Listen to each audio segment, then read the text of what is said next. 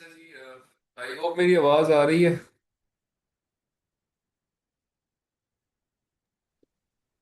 जी sir. Okay जी, सुमन के question था तो मैं उसको ही एक्सप्लेन कर रहा था वैलिडेशन से मुतालिक। तो हमने वैलिडेशन सेट की एक बात की थी और एक वैलिडेशन या क्रॉस वैलिडेशन की बात की थी। तो ऑल्दो दोनों रिलेटेड हैं लेकिन दोनों में फ़र्क भी है। वैलिडेशन डाटा इसलिए रखा जाता है कि ओवरऑल जो आपके पास ट्रेनिंग डाटा अवेलेबल है या टोटल डाटा जो अवेलेबल है उसके तीन हिस्से किए जाते हैं। एक हिस्से को प्योरली ट्रेनिंग के लिए यूज़ करते हैं और एक हिस्से को प्योरली टेस्टिंग के लिए यूज़ करते हैं। कोशिश ये की जाती है कि जो टेस्टिंग का डाटा है वो ट्रेनिंग में कहीं इस्तेमाल ना हो। इसी वजह से जो ट्रेनिंग का डाटा है उसके दो हिस्से किए जाते हैं, उनमें एक वैलिडेशन डाटा रखा जाता है और एक ट्रेनिंग डाटा रखा जाता है। तो ट्रेनिंग करते करते साथ साथ वैलिडेशन को चेक करते हैं। वैलिडेशन के ऊपर चेक इसलिए रखते हैं कि जो आप रिजल्ट्स ले रहे हैं वो आप देखते हैं कि जी कहीं ऐसा तो नहीं कि मैं ट्रेनिंग को ओवर फिट कर रहा हूँ, यानी मैं ट्रेनिंग बहुत ज़्यादा कर रहा हूँ। तो वैलिडेशन डाटा इसलिए चेक रखा जाता है कि जो आपका डाटा है उस पर एरर कम होता जाता है। और जब आप जनरलाइजेशन बाउंड से बाहर निकलते हैं यानी चीज़ों को याद करना शुरू करते हैं तो वैलिडेशन डाटा सेट पे आपका एरर बढ़ना शुरू हो जाता है, जिसकी वजह से आप रुक जाते हैं या अर्ली स्टॉपिंग का फिनोमेना जो है वो अडॉप्ट कर लेते हैं। तो ये तो वैलिडेशन डाटा का जो है वो वजह है रखने की। यहाँ तक तो हमने वैलिडेशन की बात की थी और उस मकसद के लिए फ्लो डायग्राम भी एक्सप्लेन की थी और इसकी वजह मैंने आपको बता दी कि क्या वजह है। ये अर्ली स्टॉपिंग उसी पर्सपेक्टिव से कि डाटा जो है वो, यहाँ मैंने इस जगह पे ये बनाया हुआ भी था, एक डाटा सेट बनाया हुआ था कि पॉचेस के अंदर ट्रेनिंग डाटा पे एरर कम हो रहा है हो रहा है हो रहा है और वैलिडेशन डाटा के ये के ऊपर भी एरर कम हो रहा है, लेकिन एक जगह पे आके ट्रेनिंग लॉस स्टिल कम हो रहा होगा बट वैलिडेशन लॉस जो है वो बढ़ना शुरू हो जाएगा। तो आप वैलिडेशन डाटा को इस परस्पेक्टिव से सोचें कि ये आपका टेस्टिंग डाटा ही है, जिसपे आप समझें कि with in training he testing भी साथ साथ हो रही है। तो जहाँ पे सिस्टम को लगता है कि जी ट्रेनिंग तो पे एरर तो कम हो रहा है, लेकिन जैसे ही मैं टेस्टिंग पे लगाता हूँ सिस्टम को उस डाटा पे जो कि वैलिडेशन डाटा के अंदर है, तो मेरी एरर जो है वो बढ़ जाता है क्योंकि वो उसको पहचान नहीं रहा, यानी वो नॉइस को लर्न कर चुका है। तो उस जगह पे आपको ट्रेनिंग रोक देनी चाहिए। तो इस जगह पे मैंने कहा था कि जी पॉच नंबर 5 के ऊपर आप जो है वो एरर को रोक देंगे। आप ट्रेनिंग को रोक देंगे क्योंकि आपने आपके सिस्टम ने ओवर ट्रेन होना शुरू कर दिया है, ये वो स्टेज आ गई है। तो पांच छठे सातवें पे आपको सिस्टम को रोक देना चाहिए, मजीद ट्रेन नहीं करना चाहिए। This is what the aim of the validation data is. तो वैलिडेशन तो यहाँ तक है। तो सुमन, अगर ये वैलिडेशन में कोई आपका पहले सवाल है तो वो मुझे फर्दर पूछ लीजिए, इससे पेशतर के मैं क्रॉस वैलिडेशन को बताऊं। सर, वैलिडेशन से मॉडल इम्प्रूव होता है। देखें, वैलिडेशन जो है इसका कंसेप्चुअल जहन में रखें कि क्या कर रहे हैं आप। कर ये रहे हैं कि आपने एक एक डाटा दिया एक सिस्टम को और उसे कहा कि इसको सीखो, लेकिन इतना सीखो कि आप इस डाटा को याद ना कर लें। तो वैलिडेशन से सिस्टम जो है वो आप कोशिश करते हैं कि जनरलाइजेशन के डोमेन के अंदर रहे, वो ज़रूरी इंफॉर्मेशन सीख लें जो कि वाकई ज़रूरी है, अननेसेसरी चीज़ें ना सीखें। और मैं पिछले आधे घंटे से इसी बारे में बार बार बात भी कर रहा हूँ कि आप कोशिश करेंगे कि इंपॉर्टेंट फीचर्स को क्लासिफाई करने के पर्सपेक्टिव से सीख लें बट याद ना करें। यानी औरत मर्द को अगर मैंने सीखना है तो मुझे औरत मर्द के जनरल फीचर्स जहन में रखने चाहिए, मुझे स्पेसिफिक उन औरत मर्दों को याद नहीं कर लेना चाहिए जो मुझे डाटा के तौर पे दिए गए हैं कि जी उसकी शक्ल ऐसी है, उसके नाक कान ऐसे हैं। तो अगर मैं ये सीख लूंगा तो फिर तो मैं किसी और को औरत मर्द मानने से इनकार कर दूंगा। इसको रोकना है। तो मॉडल इसको रोकने के लिए वैलिडेशन डाटा सेट को इस्तेमाल करता है। मेरी बात आपको कुछ पल्ले पड़ी या नहीं पड़ी? यस सर, ठीक है, बस क्लियर है। अच्छा, तो वैलिडेशन जो है वो आपका, अगर मैं वन लाइनर जवाब दूं जो आपका सवाल था कि जी ये इस मॉडल को इम्प्रूव करने के लिए यूज होता है, बिल्कुल ऐसे ही है, इसीलिए यूज होता है। सर ये ठीक है। डेली लाइफ में अभी तक किधर यूज हुआ है? डेली लाइफ में क्या चीज़ है? अभी तक किधर यूज हुआ है ये वैलिडेशन और ओवर फिटिंग वाला ये कंसेप्ट? ये हर जगह यूज हुआ हुआ है, ये हर मशीन लर्निंग मॉडल में इस्तेमाल होता है, डेली लाइफ में भी यूज होता है। मैं और आप मुझसे कर रही हैं कि हम रियल लाइफ में कैसे यूज करते हैं इसको, ये सवाल है। जी सर। जी सर। बिल्कुल, ये देखो, ये तो मैंने थोड़ी देर पहले आपको एक्सप्लेन किया है कि जब देखो आप और मैं क्या काम कर रहे हैं जिंदगी भर, हम क्लासेस, सबसे पहले एक काम करते हैं, चलो एक चीज पहले पे आ जाते हैं कि हम, मैं और आप हमेशा क्लासीफाई कर रहे हैं चीजों को। क्लासीफाई से मुराद ये है कि हम ऑब्जेक्ट आइडेंटिफाई कर रहे हैं कि ये है, ये जी है। सर। ठीक है। मैं आम एग्जांपल लेता हूँ। आप जब भी एक अभी थोड़ी देर पहले वाली एग्जांपल के अलावा कोई एग्जांपल ले लेते हैं कि जी, जब भी आप एक शीशा देखते हैं तो आप कहते हैं यार ये शीशा है, मिरर है, आंख शक्ल देखने के लिए इस्तेमाल होता है। ऐसे ही है। तो जी आपने सर। जो शीशे के बारे में आपने जब क्लासिफिकेशन सीखी थी जिंदगी में, तो आपको क्या, आपने क्या एक खास टाइप के शीशे को ही शीशा हमेशा कहा है, या आप जब भी शीशा देखते हैं, चाहे वो चौकोर हो, चाहे वो मुस्ततील हो, चाहे उसमें लाइट लगी हो, चाहे वो टेढ़ा मेढ़ा हो, आप उसको शीशा डिक्लेयर कर देते हैं based on some general features? ये सर। लेकिन जब आपको किसी ने सिखाया होगा कि बेटा शीशा ये होता है, तो क्या उसने आपको शीशे के बारे में कोई खास शक्ल दिखाई थी कि जी शीशा इसी तरह का होता है, बस यही शीशा है और इसके अलावा दुनिया में कोई शीशा एग्जिस्ट नहीं करता? ऐसा तो बिल्कुल नहीं ऐसा हुआ नहीं है होगा ना, सर। है ना? जी ये सर। हर चीज पे एप्लीकेबल है ना। आप जब भी कोई ऑब्जेक्ट क्लासिफाई करते हो, आपने खरगोश देखा, आपने जो खरगोश जिससे आपने सीखा था, जिसमें किसी ने, आपके टीचर ने आपको सिखाया था, क्या वो खरगोश दोबारा आपको नजर आया आज तक? शायद आया भी हो, लेकिन उसके अलावा बहुत सारे और नजर आए होंगे, हर एक को आपने खरगोश डिक्लेयर किया होगा। सर ये तो हम कर रहे हैं ना, डिटेक्ट मशीन किधर यूज कर रही है? अच्छा, अभी तो आपका सवाल भी यही था ना कि जी जनरल जिंदगी में कैसे हो रहा है, तो मैं पहले तो जनरल जिंदगी का जवाब दे रहा हूँ सर, ना आपको सर कि मैं आम जिंदगी में। मशीन की बात कर रही हूँ। अच्छा, मशीन वो के तो अंदर भी ये चीज, इंसानी मशीन के ब्रेन अंदर से ये चीज, इंस्पायर होकर बना है। हाँ, जी जी, तो मशीन के अंदर ये जो कॉन्सेप्ट मैं आपको पढ़ा रहा हूँ, ये इम्प्लीमेंट किए जाते हैं ना। इसी फिनोमेना को जो आप आम जिंदगी में इम्प्लीमेंट आपने किया हुआ है, उसको यहाँ पे नंबर्स के फॉर्म में लेकर आते हैं। कि मैंने आपको क्या कहा, मैंने कहा जी कि डाटा को दो हिस्सों में तोड़ देते हैं और उसके अंदर एक वैलिडेशन का डाटा रखते हैं, जो कि ड्यूरिंग ट्रेनिंग टेस्टिंग भी साथ साथ हो रही होती है, जिस तरह यहाँ नंबर्स नजर आ रहे हैं आपको स्लाइड के ऊपर।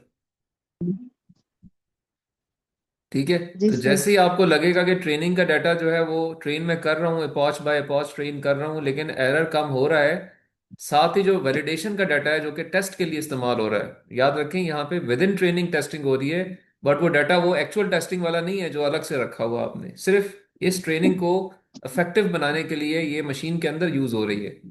तो जैसे ही आपका जी डाटा जो सर। है वो टेस्ट विद इन वैलिडेशन जो है वो परफॉर्मेंस उसकी डाउन की तरफ जाएगी। ट्रेनिंग के लिए एरर कम हो रहा होगा, लेकिन वैलिडेशन पे एरर बढ़ेगा, तो आप वहां पे रुक जाएंगे। This is how you implement this generalisation phenomena, जो मैं आम जिंदगी में मैं और आप कर रहे होते। ये यहाँ पे इस तरह से जी सर। इम्प्लीमेंटेड, और हर मशीन लर्निंग मॉडल में इम्प्लीमेंट होता है ये हर मशीन लर्निंग मॉडल में इम्प्लीमेंट होता है। इसको हम कहते जी हैं सर। Validation, validation data.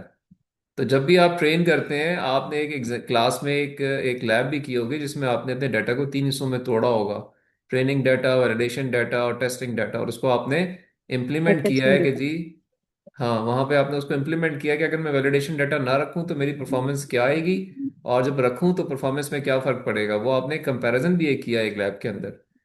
तो मैं आपके सिर्फ जी सवाल का सर। जवाब दे रहा हूँ कि वैलिडेशन जो है ये हर मशीन लर्निंग में इम्प्लीमेंटेड है। आपके सवाल का जवाब आपको ओके मिला सर। या नहीं मिला? मिला सर। ठीक है। तो लेकिन जी आपका सर, सवाल मिल की गया। मुझे वजह समझ नहीं आई, क्योंकि देखिए यही तो मैं पिछले आधे घंटे से एक्सप्लेन कर रहा हूँ, एक ही चीज आप बार बार मुझसे एक्सप्लेन करवा रहे हैं। सर मैं ये पूछना चाह रही थी, लाइक ये डिटेक्टर वगैरह होते हैं, इसमें ये यूज होता है कि नहीं? मैं इस तरह की कोई मशीन का नाम जानना चाह रही थी जिसके अंदर ये फिनोमेना यूज हो। डिटेक्टर यूज हो रहे हैं आपके जहन में, मशीन से मुराद क्या है? आपके जहन में मशीन से मुराद क्या है? आप किसको कह रहे हो ये मशीन? लाइक कंपनीज वगैरह में यूज होते हैं सर, रोबोट्स वगैरह जैसे बनाते हैं, उसके अंदर उसको ट्रेन किया हाँ जाए, तो हाँ, तो मैं वहां उनका पे नाम वहां पे ये पूछना वहां पे ये होता है ना। देखो मशीन क्या है, मतलब आप आपका ये जो ऑटोनोमस रोबोट्स हैं, जो मैं आपको एग्जांपल चले और एक दे देता हूँ। आपके एलोन मस्क ने इलेक्ट्रिक गाड़ी बनाई है, उसमें ऑटोनोमस गाड़ी भी बनाई है, गूगल वालों ने भी गाड़ी बनाई है। ठीक है। चाहती।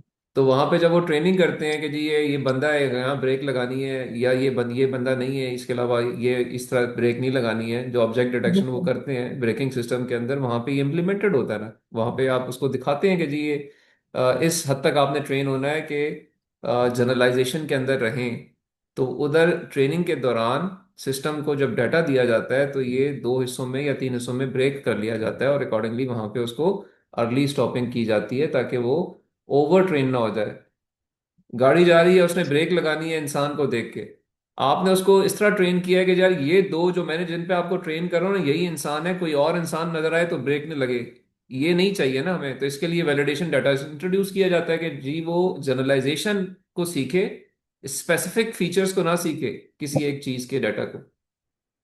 तो इम्प्लीमेंटेड है, हर ऑब्जेक्ट सर डिटेक्शन मेरा भी सिस्टम में इम्प्लीमेंटेड है।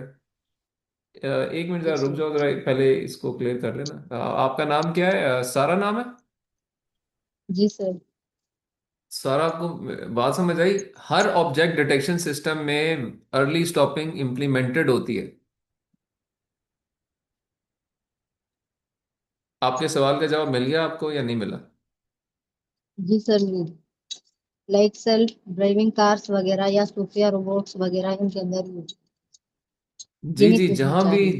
जो भी एआई बेस्ड सिस्टम्स है ना, जो भी एआई बेस्ड सिस्टम है, आपने सिर्फ ये देखना है कि एआई बेस्ड सिस्टम है या नहीं है।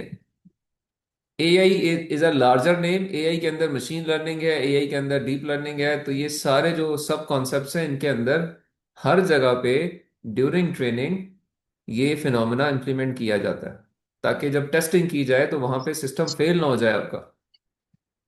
Yes sir.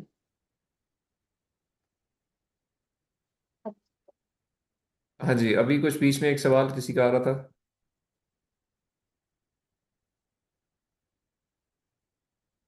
somebody else was talking। Sir sir it was me Abdul Wali. हाँ जी अब्दुल वली, बताइए आप। सर आज हम एक लैब कर रहे थे सर, उसमें हमने वो डाटा एक्सप्लोरेटरी सर ईडीए कर रहे थे हम सर।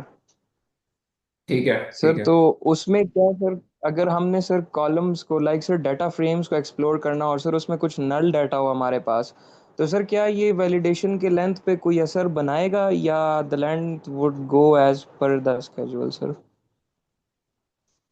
आपका सवाल जो है वो मुझे नहीं समझ आया। वैलिडेशन से, देखो जो आपने आज लैब की है वो तो डाटा की एक्सप्लोरेशन के पर्सपेक्टिव से था कि डाटा को आपने पढ़ना है और पढ़ के प्लॉट करना है कि इस डाटा में क्या क्या किस किस तरीके से किस किस डोमेन की वैल्यूज हैं।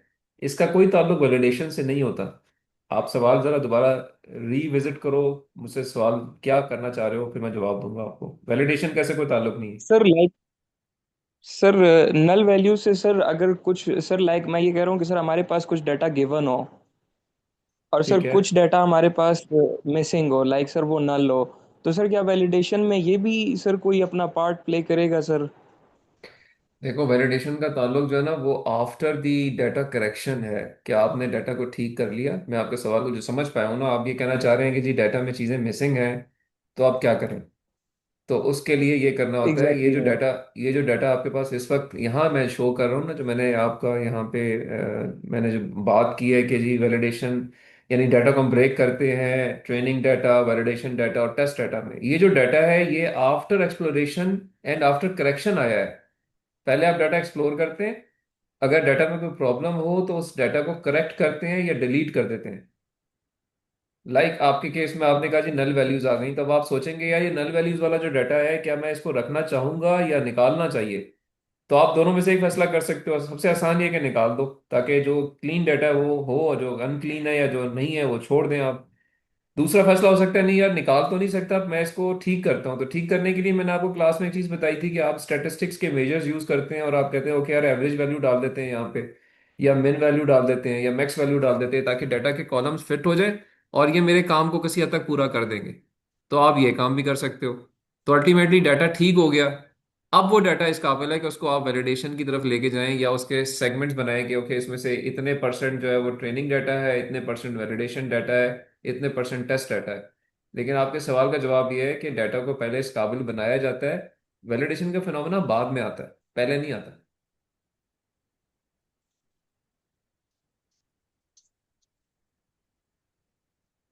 अब्दुल वली, जी जी सर। आपको मेरी आवाज आई है या नहीं आई?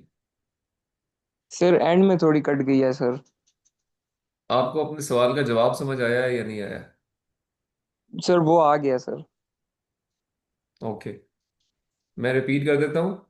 वैलिडेशन का फिनोमेना एक्सप्लोरेशन एंड करेक्शन के बाद इस्तेमाल होता है। आई मीन टू से कि वैलिडेशन में जब जब डाटा आपने डिस्ट्रीब्यूट करना है सेट्स के अंदर, तो वो डाटा ठीक होना चाहिए, मिसिंग वैल्यूज वाला नहीं होना चाहिए, अदरवाइज तो वो फिर डाटा किसी काम का ही नहीं है। तो अगर आपके पास नल वैल्यूज हैं या डाटा ही पूरा नहीं है तो फिर उसको पहले ठीक करें।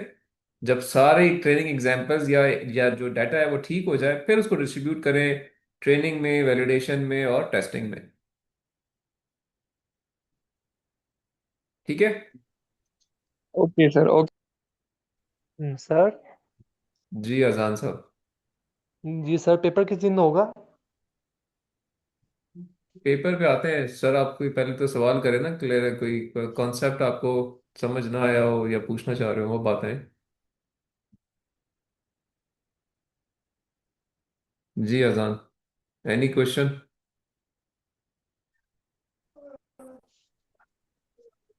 नो।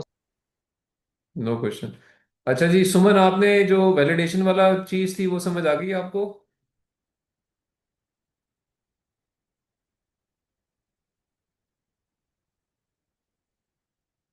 जी सुमन है कि नहीं है जिन्होंने सवाल जहां से शुरू हुआ था?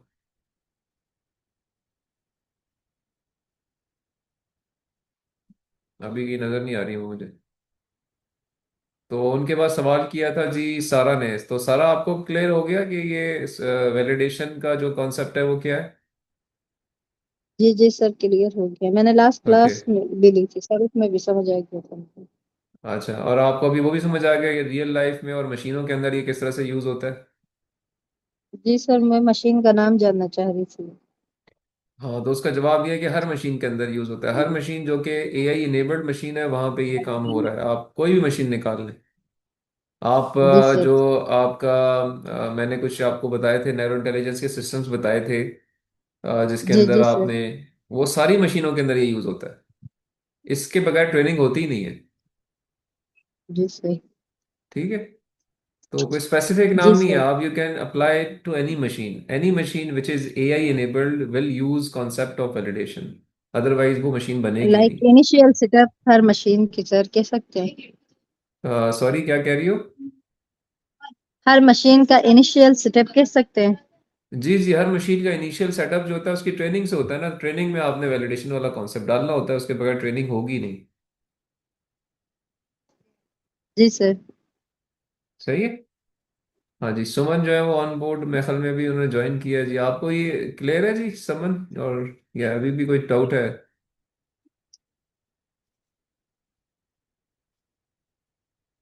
Okay, she is. सुमन के नेट का इशू है सर। अच्छा, ठीक है जी। एक तो ये क्वेश्चन था। सेकंड क्वेश्चन उन्होंने किया था कि जी हमने जो क्रॉस वैलिडेशन पढ़ी थी, तो क्रॉस वैलिडेशन के अंदर हमने जो बात की थी, मैं उस पर आ जाता हूँ। जो वैलिडेशन का ताल्लुक है वो आपका है जनरलाइजेशन के साथ, या कहें कि जी ओवर ट्रेनिंग के साथ, ओवर फिटिंग के साथ। ठीक है। और अब जो अगला कॉन्सेप्ट है, जो कि अगेन क्वेश्चन समझ का था, मैं उसको कंटिन्यू करता हूँ कि हमने एक फिनोमेना यूज होता है, इसको हम नाम देते हैं क्रॉस वैलिडेशन। क्रॉस वैलिडेशन जो फिनोमेना है, इसका मकसद जो होता है वो ये होता है, अगेन इसका मकसद भी जनरलाइजेशन ही है। कि आपने चीज़ों को जनरलाइजेशन के अंदर रखना है, स्पेसिफिकली बहुत ज़्यादा ओवर ट्रेन नहीं करना, लेकिन थोड़ा सा इम्प्लीमेंटेशन डिफरेंट है इसका। इसका जो थ्योरी है वो ये है कि आपके पास ऑप्शंस बहुत सारी होती है जब आप एक मसले को हल कर रहे होते हैं। आप एक खत लिखना चाह रहे हैं या एक आर्टिकल लिखना चाह रहे हैं, तो उसके लिए आप पेंसिल भी इस्तेमाल कर सकते हैं, आप बॉल पॉइंट भी यूज़ कर सकते हैं, आप पॉइंटर भी इस्तेमाल कर सकते हैं, आप फाउंटेन पेन भी यूज कर सकते हैं, आप मार्कर भी यूज कर सकते हैं। ठीक है ना, बहुत सारी ऑप्शंस हो सकती है ना एक मसले को हल करने के लिए। ऐसा ही है या नहीं है जी? सर ऐसा ही है। ऐसा ही है। तो अब आप जैसे मशीन लर्निंग मॉडल्स भी जब आप फिक्स करते हैं किसी एक मसले के लिए, आपने से एक ऑब्जेक्ट आइडेंटिफिकेशन सिस्टम बनाना है, या आपने एक कोलिजन अवॉइडेंस सिस्टम बनाना है, या आपने एक वेदर प्रिडिक्शन सिस्टम बनाना है, तो आपके पास जब आप मॉडल डिसाइड कर रहे होंगे तो आपके पास बहुत सारी ऑप्शंस हो सकती हैं। आप सोच सकते हैं कि ओके यार, मैं इसको लीनियर रिग्रेशन से बनाता हूँ। आप कहते हैं नहीं यार, लीनियर रिग्रेशन नहीं, मैं इसको बनाता हूँ for example artificial neural network से। फिर आप कहते हैं नहीं यार, एक और हल भी हो सकता है कि मैं इसको बनाता हूँ रेडियल बेसिस न्यूरल नेटवर्क से। आप कहते नहीं यार, एक चौथा हल भी हो सकता है कि मैं ना दो लेयर्स के अंदर पांच पांच न्यूरॉन्स इस्तेमाल करके बना सकता हूँ। आप कहेंगे नहीं यार, चार लेयर भी यूज कर सकता हूँ। तो देखें, बहुत सारी ऑप्शंस बनती जाएंगी आपके पास, और आप उन सबको आप समझते हैं कि सारा ये मसला हल कर सकते हैं जो मैं जिसके लिए डिजाइन कर रहा हूँ। तो क्रॉस वैलिडेशन वो फिनोमेना है जो कि आपको इस काबिल करता है कि एक पर्टिकुलर सिचुएशन या डाटा के लिए जो आपके सामने है, जिसके लिए आपने उस मॉडल को डिजाइन किया है, उसके लिए उनमें से बेस्ट सूटेड मॉडल कौन सा हो सकता है। यानी कौन सा मोस्ट सिंप्लीफाइड मेथड होगा शायद, जो कि आप अगर यूज कर लें out of many options based on cross validation, तो आप ज्यादा अच्छा फैसला कर सकते हैं, या आपकी वो रिसोर्सेज बच जाएंगी जो आप अननेसेसरी शायद कंज्यूम करने जा रहे हैं। तो क्रॉस वैलिडेशन का मकसद ये होता है। और इसका तरीकाकार हम उसको, मैंने आपको बताया था कि जी हम एक मुश्किल या बड़े मॉडल से स्टार्ट करते हैं और एक छोटे मॉडल पे आ जाते हैं। और इसका मकसद ये होता है कि सिंप्लीफाइड सॉल्यूशन की तरफ जाएं जो कि स्टिल जनरलाइजेशन कर रहा हो। सो जो की आइडिया है वो ये है कि आप इसको किसी भी पर्टिकुलर सिचुएशन में यूज कर सकते हैं, बट मैंने इधर केस लिया था कि हमारे पास जो है वो मुख्तलिफ हिडन लेयर्स हैं और न्यूरॉन्स हैं। अगेन वो भी एक हाइपर पैरामीटर है फॉर द न्यूरल नेटवर्क्स। तो उसको अगर आपने फिगर आउट करना हो, मैंने एक एग्जांपल ये ली कि ओके जी मेरे पास ये सिचुएशंस आ रही हैं और मैं इनसे डिफरेंट ऑप्शंस बना सकता हूँ एक मसले को हल करने के लिए। सो से स्लाइड आपको विजिबल है आई एम श्योर। इस पे अगर आप देखते हैं तो आपको नजर आएगा जी कि मेरे पास ऑप्शन है एक हिडन लेयर की, दो की, तीन की, और उनके अंदर जो न्यूरॉन्स मैं इस्तेमाल कर रहा हूँ वो 32 हो सकते हैं, 64 हो सकते हैं, 128 हो सकते हैं। इसके अलावा एक मुख्तलिफ लर्निंग रेट की ऑप्शंस अवेलेबल हैं, एक्टिवेशन फंक्शन में चेंज कर सकता हूँ, तो मैं इनके मुख्तलिफ कॉम्बिनेशन बना के रख सकता हूँ। तो अज्यूमिंगली से मेरे पास ये तीन डिफरेंट ऑप्शंस आ गई। एक ऑप्शन है कि मैंने सिंगल लेयर न्यूरल नेटवर्क बनाया है, उसमें 32 न्यूरॉन है। सेकंड ऑप्शन है कि दो लेयर्स में मैंने 64 न्यूरॉन प्लेस कर दिए हैं। तीसरा ऑप्शन है कि तीन लेयर्स में मैंने 128 128 128 या 32 32 32, वो कोई भी ऑप्शन या कोई भी आप इस तरह का एक कॉम्बिनेशन बना सकते हैं। मकसद ये है कि डिफरेंट मॉडल्स अवेलेबल हैं to solve a single problem. तो अब उसमें से कौन सा बेस्ट है, इसके लिए जो तरीका है उसका नाम है के फोल्ड क्रॉस वैलिडेशन। यानी क्रॉस वैलिडेशन में के फोल्ड का एक प्रोसेस है। करते क्या है कि हम डाटा के जो ट्रेनिंग डाटा है उसके के सेगमेंट्स बना लेते हैं। से मैं उसके 6 सेगमेंट्स बना सकता हूँ, मैं उसके बस 12 सेगमेंट्स बना सकता हूँ, मैं उसके 20 सेगमेंट्स बना सकता हूँ। आपके पास 1000 डाटा, 1000 एग्जाम्पल्स हैं ट्रेनिंग सेट में, आप उसमें 20 20 के सेट बना लें। 20 20 के जब सेट बनाएंगे तो आपके पास शायद 20,000 सेट्स बन जाएंगे। मैं हाइपोथेटिकल एग्जांपल ले रहा हूँ। 40 का बनाएंगे तो उसके आधे बनेंगे। 80 का सेट बनाऊंगा तो और मजीद कम हो जाएंगे। तो के का मतलब ये है कि इतने हिस्से बना लिए आपने टोटल डाटा के। तो आप वो आपके पास के फोल्ड्स आ गए, उनको के फोल्ड कहते हैं कि जी इसके अंदर फोल्डिंग कर दी है मैंने, और उसमें हर फोल्ड के अंदर 20 20 या 40 40 या 60 60 या 100 100 एग्जाम्पल्स अवेलेबल हैं। और आप करते ये हैं कि उसमें से आप के-1 फोल्ड, यानी एक फोल्ड छोड़ते हुए, एक डाटा सेट को छोड़ते हुए बाकियों पे ट्रेन करते हैं। तो जब आप के-1 पे ट्रेन करते हैं, से आपने 100 फोल्ड बनाए थे, 99 पे ट्रेन किया, एक को आप वैलिडेशन के लिए रखेंगे, तो आप उस पे एवरेज वैलिडेशन एरर निकाल सकते हैं। जैसे आपने 100 दफा घुमाया, यानी टोटल डाटा में 100 सेगमेंट्स थे, आपने पहले 99 पे ट्रेन किया, आखिरी वाले पे आपने वैलिडेट किया, फिर आपने अपना सिस्टम घुमाया जो एक जिसको आपने वैलिडेशन के लिए रखा था उसको आपने ट्रेनिंग में डाल दिया और किसी और को वैलिडेशन में प्लेस कर दिया। तो इस तरह से 99 दफा आपने उसको घुमाया डाटा को। तो अब आपने जो टोटल एरर है उसका एक एवरेज निकाल सकते हैं। पहले एक पे निकला होगा, फिर दूसरे पे निकलेगा, फिर तीसरे पे निकलेगा। तो वैलिडेशन जो कि आप चेंज कर रहे हैं ना, तो हर एक पे वैलिडेशन एरर डिफरेंट आता जाएगा। और अल्टीमेटली अगर आपने 100 पॉच रन किए उसके उस 100 फोल्ड के ऊपर, तो आपके पास 100 एरर्स आएंगे, उनका एक एवरेज वैलिडेशन एरर निकल आएगा। अब जो एरर निकलेगा वो आप देख सकते हैं कि यार ये इसमें से किस पे लोएस्ट एरर आ रहा है मेरा। तो आपने एक मॉडल को भी यही किया, दूसरे के साथ भी यही किया, तीसरे के साथ भी यही किया, तो ultimately you can compare results for all the models and you can select that architecture which gives you the lowest average validation error, and accordingly that is the selection which you made. और अब वो model है जिसको आप actually use कर सकते हैं for your data.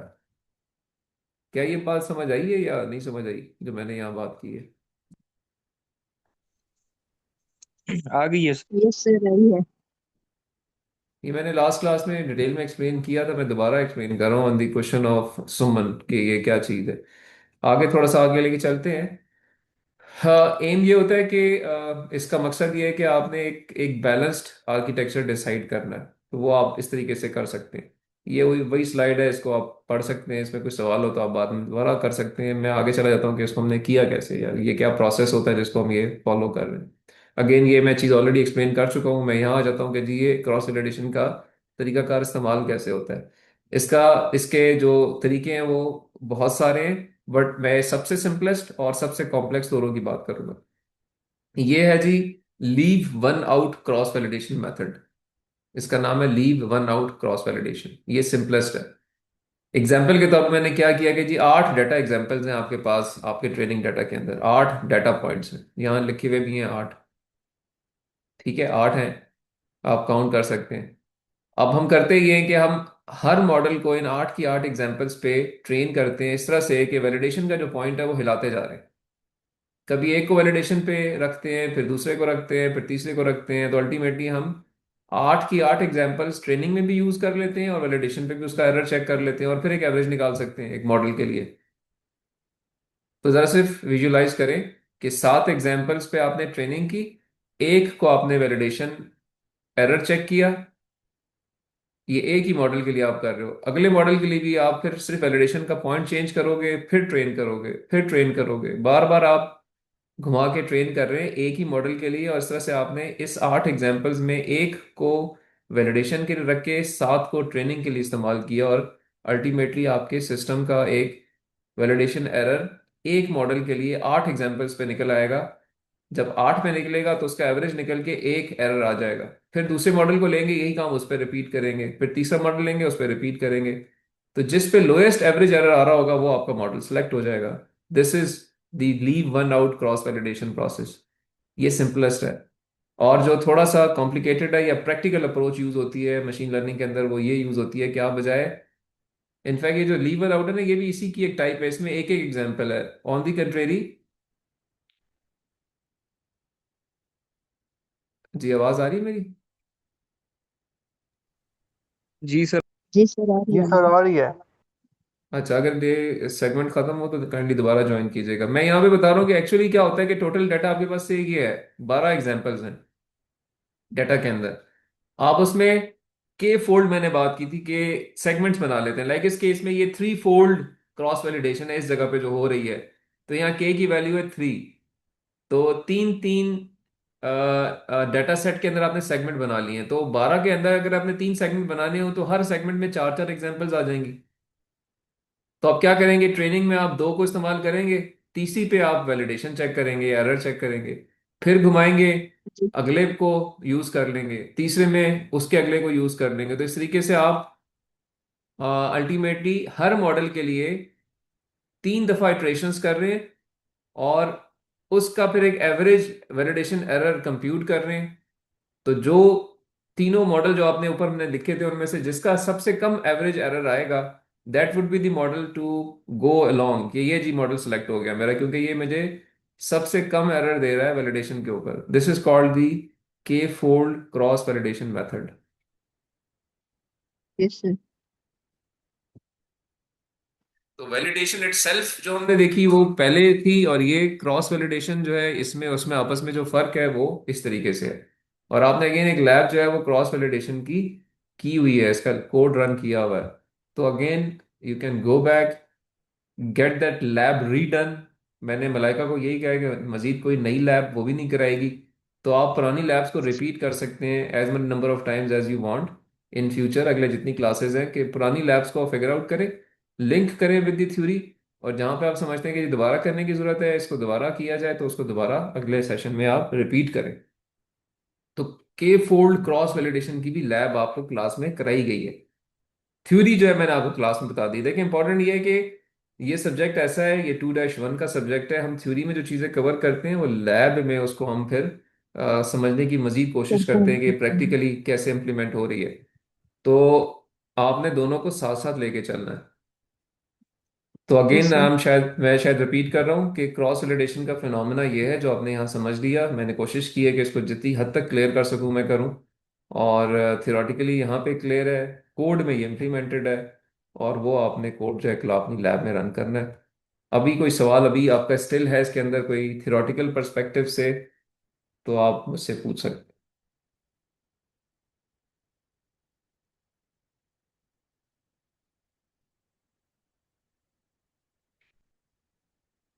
हाँ जी, एनी क्वेश्चन। सर इधर से क्वेश्चन नहीं है, लेकिन मुझे ना मिड के पेपर में से है। सेकंड लास्ट क्वेश्चन था वो फ्लावर वाला जो था। अच्छा चले, मैं वो सवाल भी आपको एक्सप्लेन कर देता हूँ, लेकिन ये जो अभी सवाल था ये सुमन का क्वेश्चन था जी, वैलिडेशन बता दें दोबारा, क्रॉस वैलिडेशन बता दें, वो मैंने दोबारा बता दी है, तो रिकॉर्डिंग भी हो गई है। और अगर अभी इसमें कोई सवाल किसी का है, कोई क्लैरिटी किसी को चाहिए, तो वो पूछ सकता है।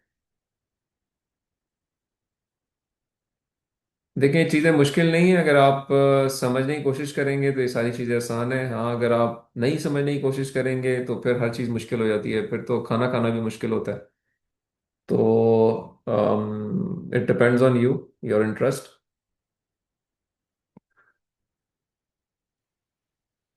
सर मेरा एक हाउएवर क्वेश्चन था। मैं कंटेंट कंटेंट नया कवर नहीं कर रहा हूँ, अब पुराने कंटेंट को ही लेके एक चल रहा हूँ। क्वेश्चन था। कोई सवाल जी करना चाह रहे हैं सालिक, आपका सवाल है कोई? सर मेरा ये जो हम ट्रेनिंग मॉडल में मीन स्केयर एरर जो यूज करते हैं, ये एक्चुअली काम क्या करता है सर, इसके बारे में बता रिपीट करो सवाल आपका क्या है दोबारा। दीजिए। ये सर ट्रेनिंग मॉडल में जो हम मीन स्केयर एरर फाइंड कर रहे होते हैं, हाँ, इसका सर मतलब कि किस लिए इस्तेमाल करते हैं हम ये चीज़। मीन स्क्वायर एरर कहाँ पे इस्तेमाल होता है? आप ने जब अपने हाथ से क्वेश्चन सॉल्व किया था एंड प्रॉब्लम का और प्रॉब्लम का, तो आपने एक एरर निकाल रहे थे हर इटरेशन के बाद। जी सर। आपको मेरी आवाज ठीक आ रही है? कट के ब्रेक हो रही है आवाज़। अच्छा, आवाज समय आवाज ठीक आएगी तो फिर आप बात समझ पाएंगे। हीट हो रही है आवाज बार बार। अच्छा, मेरे ख्याल में अगर अपना अपना जो वो है ना, आप बंद करेंगे, क्योंकि मेरी आवाज आपके कहीं सिस्टम से रिपीट हो रही है। तो अभी आवाज आ रही है जी ठीक? यस सर आ रही है। यस सर आ रही है। जी साले को आ रही है आवाज? यस सर आ रही है।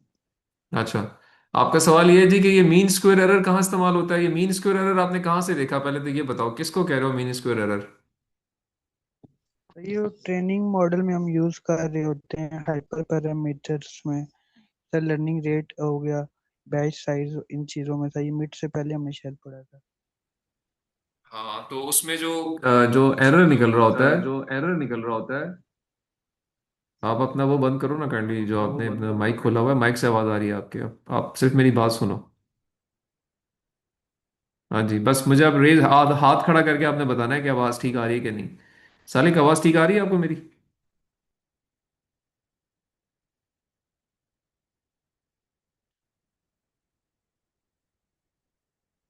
यस या नो में बता दें।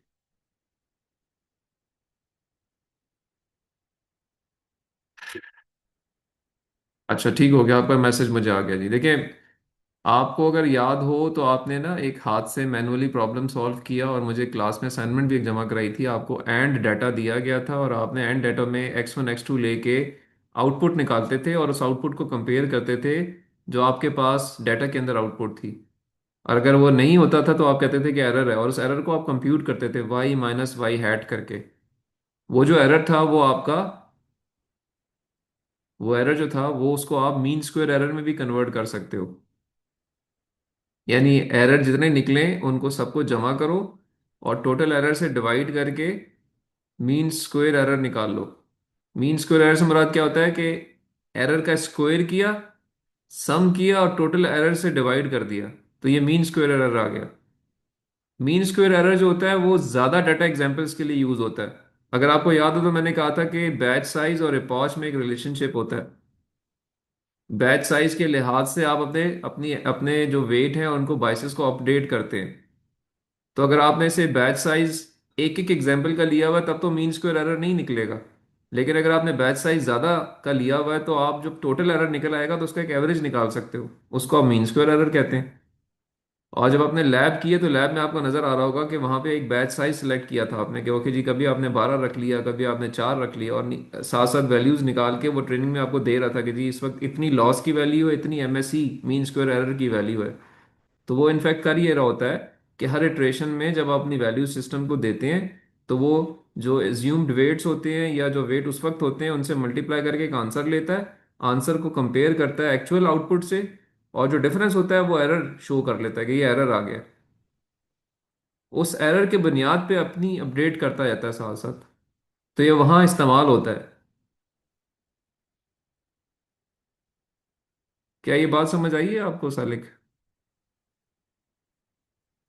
Yes sir.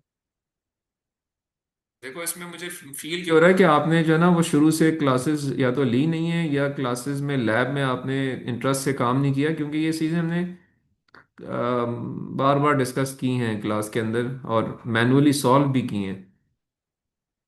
एरर निकाला है हमने, और वहाँ पे अगर आप लिंक कर पाओ तो हमने इसको फिर लैब में इस तरह की लैब्स भी की हैं जिसमें आपने कोड रन किया है और वहाँ पे अगेन ये वैल्यूज़ कैलकुलेट हो रही हैं। कंसेप्चुअली लिंक अप है थ्योरी के साथ, बट चूंकि ये डाटा जो है वो बहुत ज़्यादा भी हो सकता है, तो अकॉर्डिंगली हर चीज़ हाथ से नहीं की जा सकती। हाथ से हमने एक एक सादी एग्जांपल की है और वहाँ पे हमने एक्सप्लेन कर दिया था कि यहाँ एरर किधर निकल रहा है और मीन स्क्वायर एरर कैसे निकल सकता है, ये एक्सप्लेन किया था। तो थोड़ा सा उस पर्सपेक्टिव से इसको अगर आप देखोगे तो मेरे ख्याल में समझ आनी चाहिए। अगर समझ आ गई तो अच्छी बात है। स्टिल कोई कोई क्वेरी ऐसी है जो भी आपको इसमें नहीं क्लियर हुई तो आप मुझसे दोबारा पूछ सकते हो। क्लियर हो गया। इतनी मरी हुई आवाज़ आप तुम्हारी आ रही है कि मुझे लग रहा है कि कुछ समझ नहीं आई। लेकिन देखें इसका ताल्लुक आपकी अपनी नॉन कंसिस्टेंसी से है। अगर आपको ये समझ नहीं आया ना सवाल, तो इसका मतलब ये है कि आपने क्लासेस में इंटरेस्ट से पढ़ा ही नहीं है।